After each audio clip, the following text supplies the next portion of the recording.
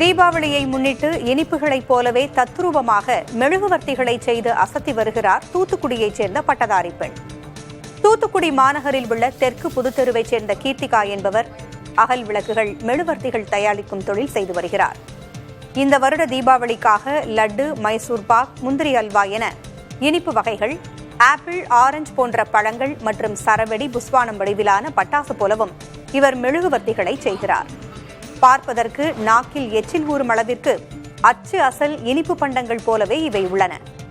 Soya beans மற்றும் தேன் திரவத்தை பயன்படுத்தி தயாரிக்கப்படும் இவரது மெழுகுவர்த்திகள் மக்களிடம் பெரும் வரவேற்பை பெற்றுள்ளன. வெளிநாடுகளுக்கும் அகல் விளக்குகள் ஏற்றுமதி செய்யப்படுவதாக கீர்த்திகா கூறுகிறார்.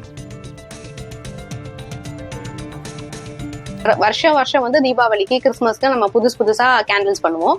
இந்த வருஷம் தீபாவளிக்கு நம்ம என்ன பண்ணிருக்கோம்னா, வெடி கேண்டில்ஸும் மல்லிப்பூ கேண்டில்ஸும் தாமரை குளத்தை ஃபீச்சர் பண்ற மாதிரி இந்த 3 செட் ஆஃப் கேண்டில்ஸ் வந்து பண்ணிருக்கோம். குளோபல் மார்க்கெட்ல வந்து ஈகோ ஃப்ரெண்ட்லி கேண்டில்ஸ்க்கு இப்ப நிறைய வேக்கன்ட் இருக்கு. நம்ம இந்தியால இருந்து ஈகோ ஃப்ரெண்ட்லி கேண்டில்ஸ் போறது ரொம்ப கம்மின்னு ரீசன்ட் ஸ்டடியில வந்து படிச்சேன்.